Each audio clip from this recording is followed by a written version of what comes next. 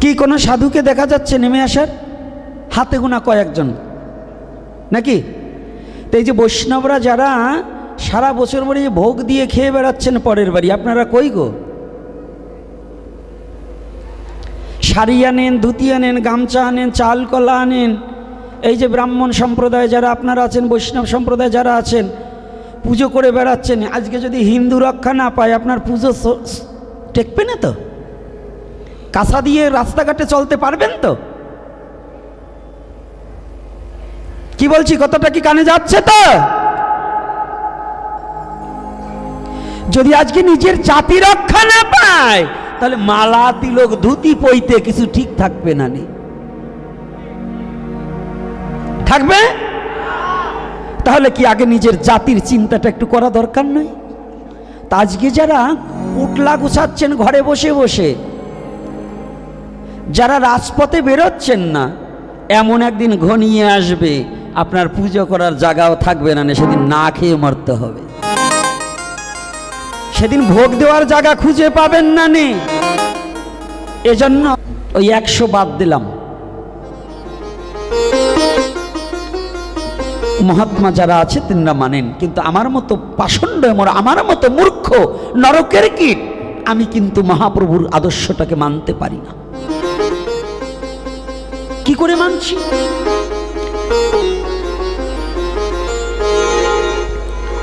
সনাতনীর একটা ভোট কম্বল গায়ে ছিল, মহাপ্রভু বারে বারে তাকালো। এই ভেট কম্বলটাকে যখন সনাতন পরিত্যাগ করলেন, মহাপ্রভু সনাতনীকে জড়িয়ে ধরে বলেছিলেন, সনাতন, আজ হইতে তোমার বিষয়ে বাসনা দূরীভূত হয়ে গেল। যে রাজ কর্মচারী ছিল, রাজপ্রাসাদকে পরিত্যাগ করলো, রাজ খাদ্যকে পরিত্যাগ করলো, রাজ আভরণকে, রাজ সুখকে পরিত্যাগ করে দীন ভিখারি দিনহীনী কাঙালের বেশে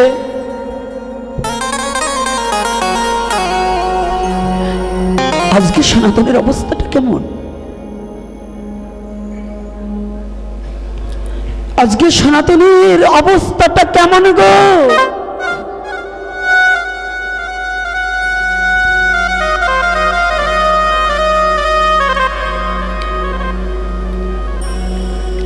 একজন ভিখারির ছেলে রাজা হলে কত আনন্দ হয়, তাই না?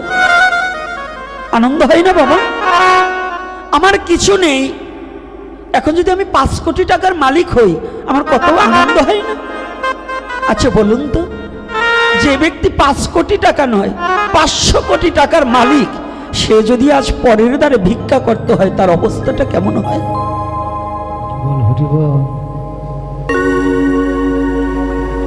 একটু হৃদয়ে চিন্তা করতে হবে। সনাতন ধর্ম দর্শনের দ্বারা বুঝাতে চাই, কোনো গল্প নয়, বাস্তব। আর বাস্তব বড়ই কঠিন। সনাতন যে একজন অর্থমন্ত্রী, যার হাতে কোটি কোটি টাকা, লাখ লাখ টাকা লেনদেন হতো, যে কোটি কোটি টাকা লেনদেন করতেন, সেই সনাতন সমস্ত কিছু পরিত্যাগ করে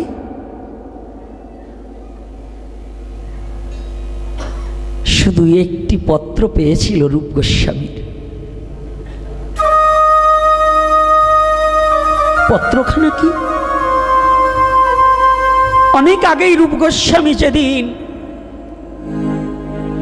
সনাতন রূপ একই জায়গায় চাকরি করতেন, যেদিন দয়াল নিতাই চাঁদের বদন হইতে মধুমাখা হরিনাম শ্রবণ করে মহাপ্রভুর শ্রী বদনখানা দর্শন করেছিলেন, সেদিন হতেই রূপ আমার গৌরের চরণে নিজেকে সমর্পণ করে দিয়েছে।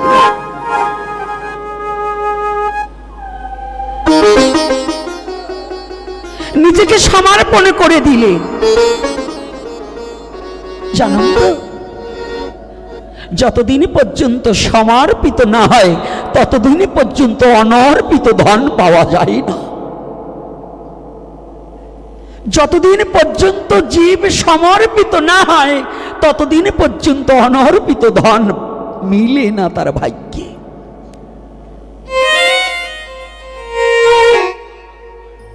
সমর্পিত কয়েক প্রকার, দেশকাল পাত্র বিবেচনা করে প্রথম সমর্পিত হচ্ছে স্থূলের জগতে নিজেকে যার যার পিতামাতার চরণে সমর্পণ করা। নারী সমর্পণ করবে তার স্বামীর চরণে, পুরুষ এবং নারী উভয় মিলে সমর্পণ করবে জগতে স্বামীর চরণে।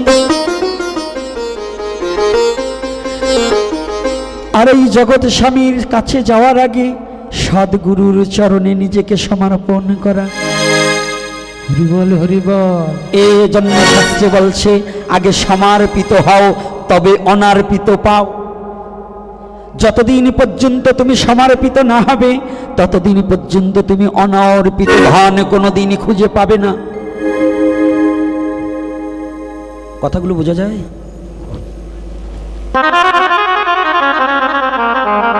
বোঝা যাচ্ছে তো? কষ্ট হচ্ছে না তো? তাহলে আগে কি সমর্পণ।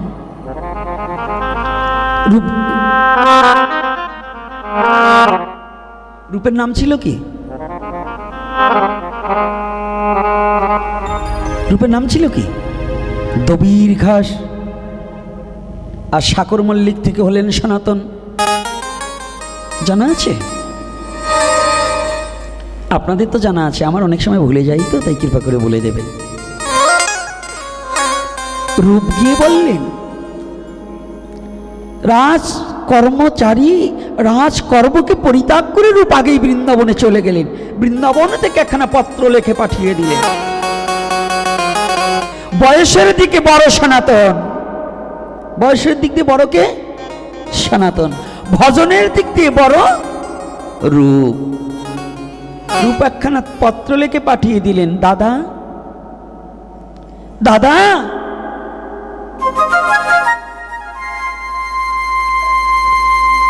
যে অর্থ নিয়ে তুমি এখনো বসে আছো, যে হোসেন শাহের অর্থ লেনদেন করেছো, একদিনও ভেবে দেখেছো এই অর্থ কি তোমার সাথের সাথী হবে?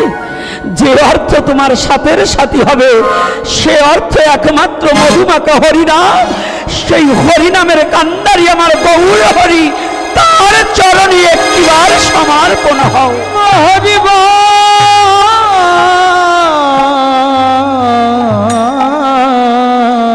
একটা জলের বোতল। হরিব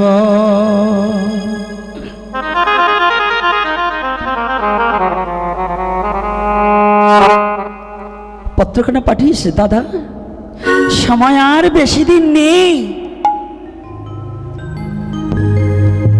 ভবপারের কান্ডারি আমার গৌর হরি, তার চরণে একটিবার শরণাপন্ন হও। পত্রখানা পেয়ে সনাতন উন্মাদ হয়ে গিয়েছিলেন, সকলের জানা আছে, আমি অত বিস্তারিত বলবো না। সেই সনাতন রূপ সমস্ত কিছু পরিত্যাগ করে দিলেন, সমস্ত বিষয়ে বাসনাটাকে পরিত্যাগ করে দিলেন। আর আমরা যারা সাধু হয়েছি, আমরা অনেকে বৈষ্ণব সেজেছি, আমরা অর্থটাকে খুব মধুর করে ধরে নিয়েছি। আমাদের দ্বারা কোনো জীব সেবা হচ্ছে না, আমাদের দ্বারা কোনো ভগবত সেবা হচ্ছে না, শুধু হচ্ছে কি জানেন?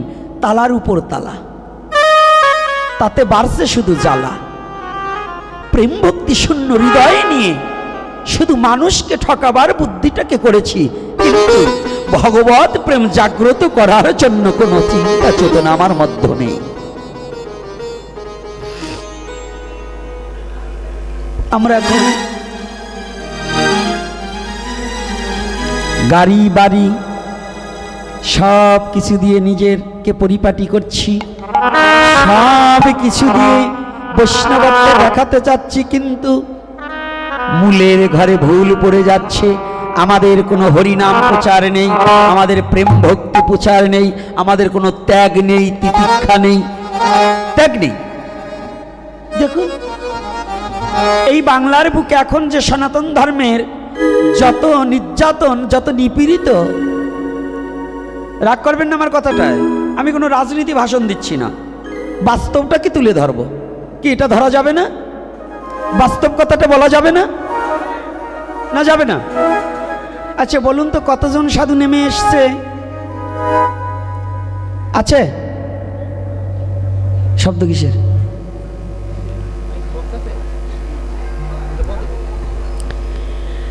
কি কোনো সাধুকে দেখা যাচ্ছে নেমে আসার? হাতে গোনা কয়েকজন নাকি? তো এই যে বৈষ্ণবরা যারা সারা বছর ভরে ভোগ দিয়ে খেয়ে বেড়াচ্ছেন পরের বাড়ি, আপনারা কই গো? শাড়ি আনেন, ধুতি আনেন, গামছা আনেন, চাল কলা আনেন। এই যে ব্রাহ্মণ সম্প্রদায় যারা আপনারা আছেন, বৈষ্ণব সম্প্রদায় যারা আছেন, পুজো করে বেড়াচ্ছেন। আজকে যদি হিন্দু রক্ষা না পায় আপনার পুজো টেকবে না তো? কাঁসা দিয়ে রাস্তাঘাটে চলতে পারবেন তো? কি বলছি, কতটা কি কানে যাচ্ছে তো? যদি আজকে নিজের জাতি রক্ষা না পায় তাহলে মালা তিলক ধুতি পইতে কিছু ঠিক থাকবে না, নি থাকবে? তাহলে কি আগে নিজের জাতির চিন্তাটা একটু করা দরকার নয়? তা আজকে যারা উটলা গুছাচ্ছেন ঘরে বসে বসে, যারা রাজপথে বেরোচ্ছেন না, এমন একদিন ঘনিয়ে আসবে আপনার পুজো করার জায়গাও থাকবে না, সেদিন না খেয়ে মরতে হবে। সেদিন ভোগ দেওয়ার জায়গা খুঁজে পাবেন না নে। এজন্য নিজ স্বার্থটাকে পরিত্যাগ করে পরের তরে সাধু হবে সেই, পরহিত রতইতা যেই। হরিবল হরিবল। সাধু হবে কে? ছোট করে পরহিত রতইতা, পরের হিত কামনা। তো দেখুন আজকে সনাতন গোস্বামী কেমন পরের হিতের জন্য কি করলেন। এগুলো দর্শন নয়, বাস্তব। এগুলো ইতিহাস নয়, এটা পৌরাণিক কাহিনী নয়, এটা কোনো কাহিনী নয়, এটা বাস্তবতার সাথে সনাতন ধর্ম চলে। সনাতন ধর্ম কারো গল্পের ধর্ম নয়, সনাতন ধর্ম কারো ব্যক্তিগত ধর্ম নয়, সনাতন ধর্ম বিশ্ব জগৎ জীবের ধর্ম। সনাতন ধর্ম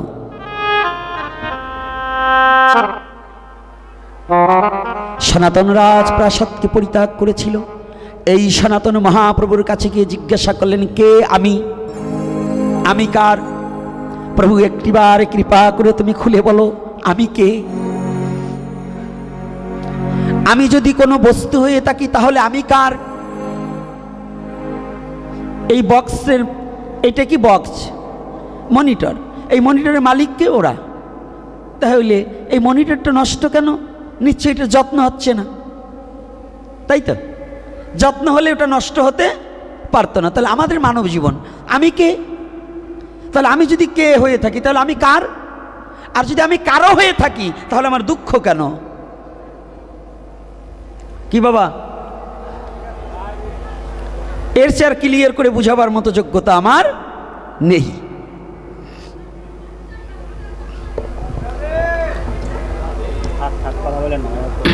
যাক, উন্ডা বলে বলুক, আপনারা চুপ থাকেন। অগো ভগবান ওই চিল্লাবার জন্যই জন্ম দিয়েছে।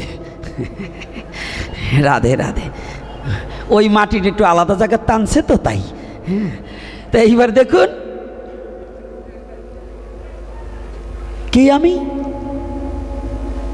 মহাপ্রভু বললেন, সনাতন তোমার তো খুব চতুরতা, একটার মধ্যে তুমি তিনটা ঢুকিয়ে দিয়েছো, তাহলে আমিও সেইভাবে দেব। কি দেব? বলছে, তাহলে তুমি শুনে রাখো, আমি তোমাকে একের মধ্যে 3 দিয়ে দেব। তুমি যেমন আমাকে একের মধ্যে 3 দিয়েছো, আমিও তোমাকে একের মধ্যে 3 দিয়ে দেব। বলছে কি? বলছে, একটিবার লক্ষ্য করে শ্রবণ করো। জীব নিত্য কৃষ্ণ দাস, কৃষ্ণ দাস তাহা ভুল গেল, ভুলে গেল মায়া পিশাচি ফাঁদ গলেতে বান্ধিলাম।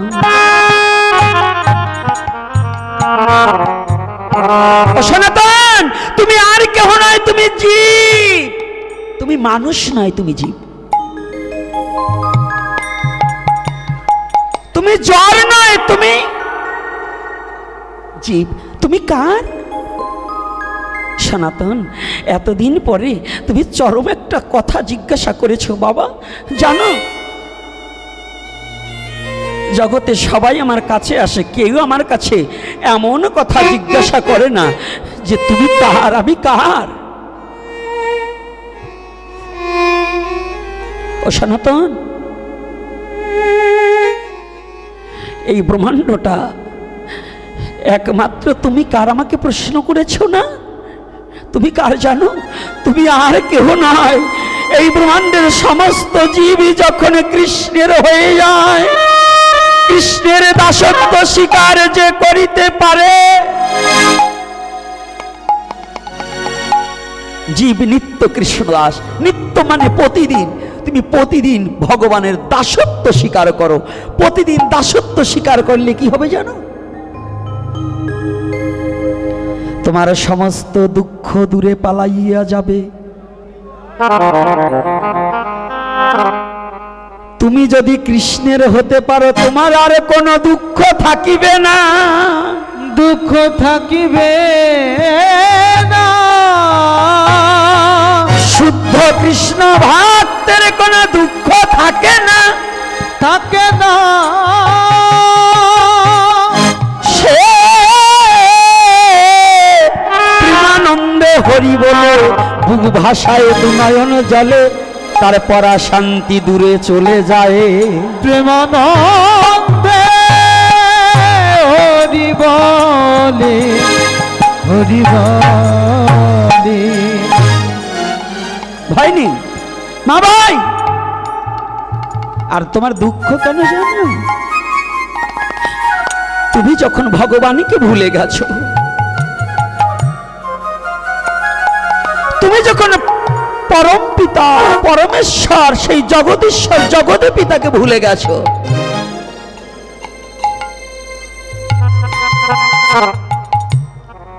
তখনই তোমাকে মায়া এসে গ্রাস করেছে।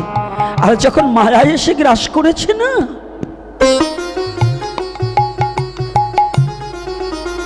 তখন তোমার তিতাব জ্বালা। শ্রীমদ্ ভগবত গীতায় বলেছে, যে জন গীতা তত্ত্বই উপলব্ধি করিতে পারে, তাকে কোনো তিন প্রকার দুঃখ দিতে পারে না। পারে না।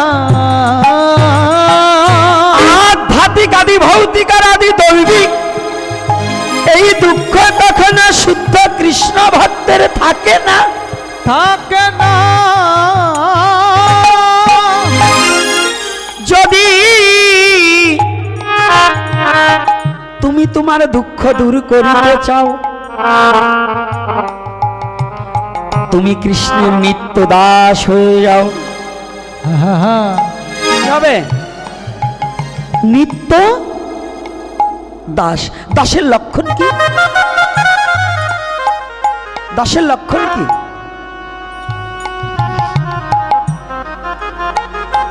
প্রভুর সেবা করা। এই প্রভুর সেবা করার নিমিত্তে কথায় কথায় এসে যায়, তো কথাটাকে আটকানো যায় না।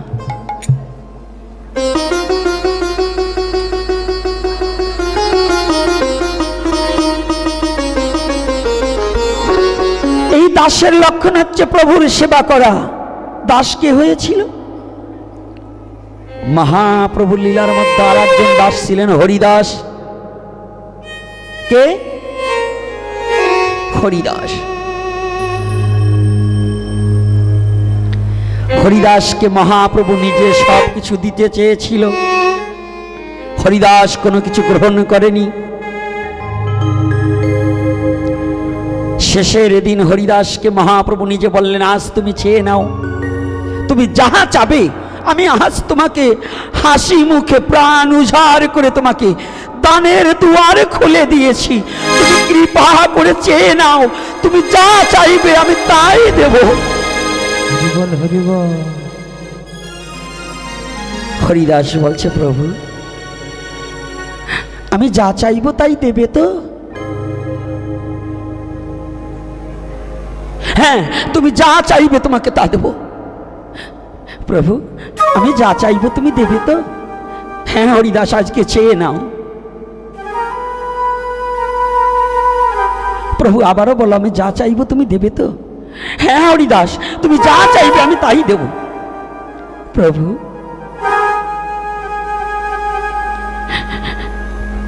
এ জগতে তুমি ছাড়া তো জগতে আমার আর কেউ নেই।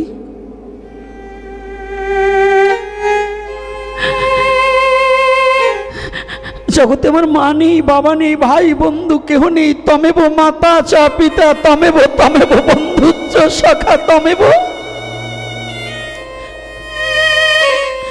গৌরহরি, এ বিশ্ব জগতের মাঝে জানো সবার তো সবাই আছে,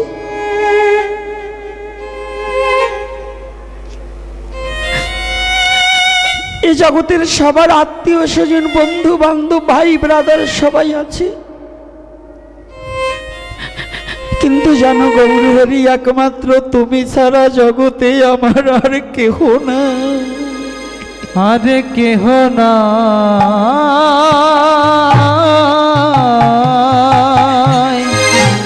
তোমার চরণ ছাড়াই আমার আর কোন দাঁড়াবার জায়গা না।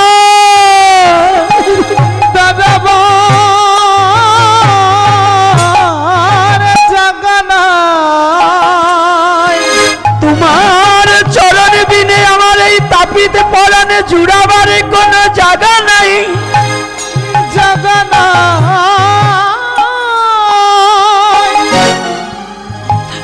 তুমি ছাড়া বিশ্ব জগতে আমার কে আছে বল?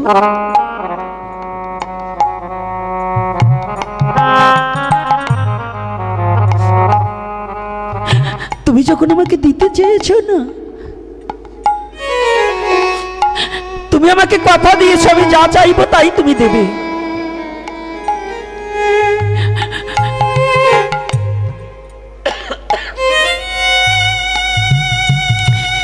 সারা জীবন আমি তোমার কাছে কিছু চাইনি, আজ আমি একটা জিনিস চেয়ে নিচ্ছি। কি চাবো জানো?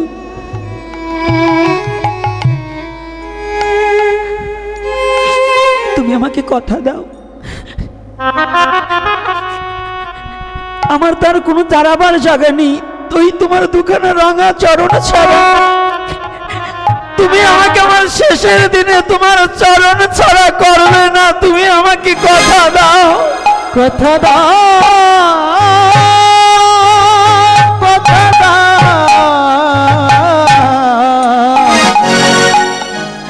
কথা দাও।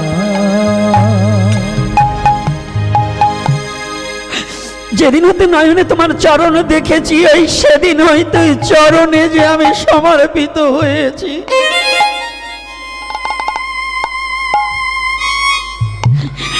জানো গৌরহরি, জগতে তোমার চরণ ছাড়াই আমার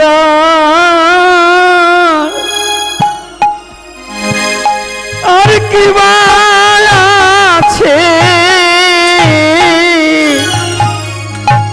জগতে তোমার চরণ ছাড়া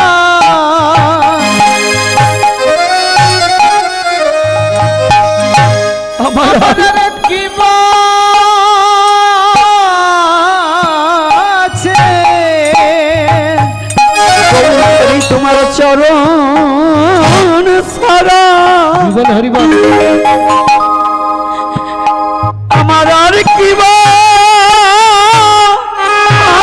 আছে? গৌরহরি, তোমার চরণ চরণ ছাড়া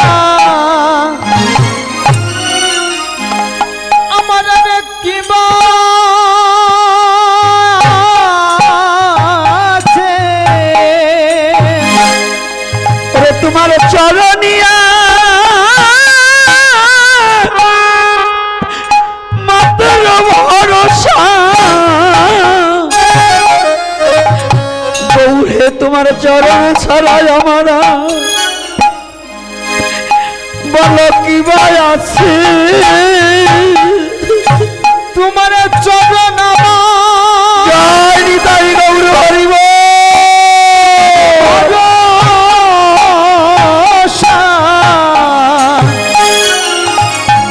গৌর তোমার চরণ ছাড়া আর কি ভয় আছে? আমার আর কি আছে? বলো আমি কোথায় গিয়ে একটু আশ্রয় নিব?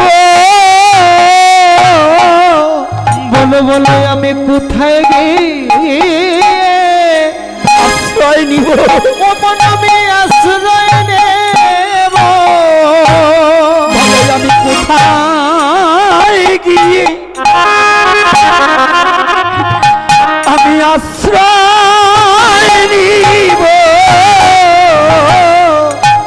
বলো কোথায় গিয়ে আমি ও মন আমি আশ্রয় নেব। জগৎ জীবের আশ্রয় মাত্র তোমার শ্রীচরণ।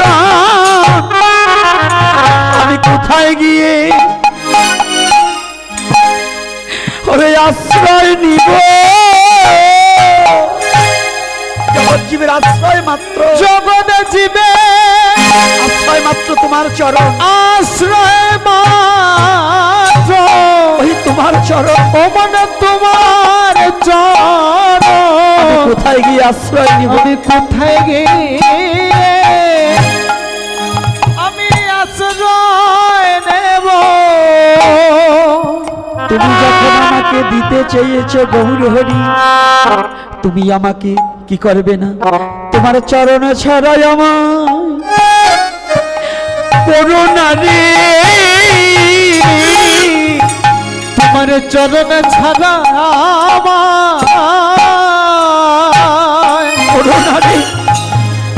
আমায় করো না রে। ওরে আমি যতই অপরাধী হই না কেন, তোমার চরণ ছাড়াই আমায় তুমি করো না রে। যতই অপরাধী ওই আমি যত অপরাধী ও মন অপরাধী হই না কেন? তোমার চরণ ছাড়া, তোমার ওই চরণ ছাড়া আমায় করো না গো। আমি যত অপরাধী হই,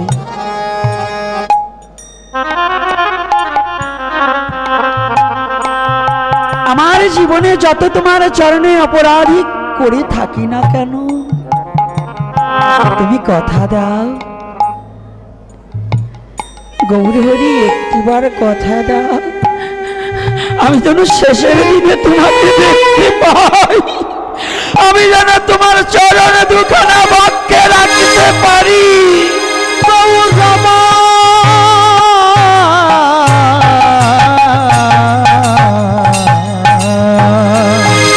আমি জানা বদনে শ্রীকৃষ্ণ চৈতন্য নাম উচ্চারণ করিতে পারি, আর এই নয়নে যেন তোমার রূপরাশি দর্শন করিতে করিতে, তোমার ভক্ত সঙ্গ করিতে করিতে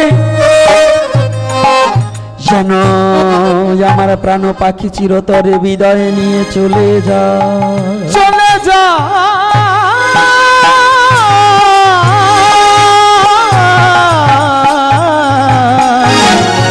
চলে যা, চলে যায়। তুমি আমাকে আমাদের যদি এখন যদি আমাদের অন্তর্বর্তী সরকার আপনাদের কাউকে যদি বলে কি নেবেন, আপনি কি চাই, আমরা কি চাবো? অনেক কিছু চাবো না? চাবো কি না? আমরা চেয়ে নেব। কিন্তু আজকে সনাত শ্রী বিষ্ণু, আজকে হরিদাসকে বলছে তুমি চেয়ে নাও। হরিদাস কি চাইল? কি চেয়েছে? শুধু তোমার চরণ দুখানা, তোমার চরণ ছাড়া আমাকে করো না। তাহলে দেখেছেন কত বড় কথা, যে তোমার চরণে ভিন্ন আর জগতে আমি কিছু চাই না। আচ্ছা বলুন তো, যে না চায় তাকে কি দিয়ে মন ভরে? রাধে রাধে। যে জামাই শ্বশুর শাশুড়ির কাছে জীবনে কিছু চায়নি, ওই শ্বশুর শুধু জামাইকে দিতেই তালে থাকে, নাও বাবা আমার জামাই কিচ্ছু চায়নি। আর যে গাধাগুলো চেয়ে নেয় না, ওই যে রাশিয়ান শুয়োরের বাচ্চা কেনে না লোকে, হ্যাঁ, যারা বিয়ে করবার যে শিক্ষিত হয়ে যেগুলো টাকা দরদাম করে যৌতুক হিসেবে আনে না, ওরা কিন্তু মানুষ না, ওরা রাশিয়ান শুয়োরের বাচ্চা। কি রাধে রাধে। জোরে কিলাপ পড়লো না, মনে মনে ভাবছে আমি 20 লক্ষ আনবো, কি তাই নাকি? হ্যাঁ, রাধে রাধে। 30 লক্ষ, ওই যে বলছে কোন জায়গা যেন শুনছে 30 লক্ষ, ওই 23 লক্ষর মোটর সাইকেল শুনছেন? ওই যে পাশের তো বলতিছে, গেছিলাম লালমনির হাট, ও জায়গা মাইয়ে বিয়ে দেওয়ায় বড় দুষ্কর। আসতে ও মাইয়েটা হইলেই বাবার জমি জায়গা বিক্রি করতে হয়। আর যদি আজকাল মায়ের মা যদি একটু, হ্যাঁ, আবার এখন বর্তমানে একটু উল্টে পাল্টে গেছে তো, সব মাইয়ের চেয়ে মাইয়ের মার পছন্দ বেশি। ছেলে মাথায় ছাদে মাল থাকুক বা না থাকুক তাতে কোনো দুঃখ নয়, তাতে কোনো দুঃখ নেই, কিন্তু ছেলে চাকরিজীবী হতে হবে, সরকারি চাকরি, তাই তো? সাথে ছেলের বয়স 55 হলে কি হবে, মাইয়ে 16 বছর হলে কি হবে, চাকরিজীবী জামাই তো, তাই না মা? কে তোমরা এরকম করো কি? মাইয়ে এরকম বিয়ে দেওয়ার ইচ্ছে নাকি? খবরদার, ওই সাত ফাঁকা মালের কাছে দিলে কয়দিন পরে মাইয়ে বিয়ে দেওয়া হবে, বোঝেন না?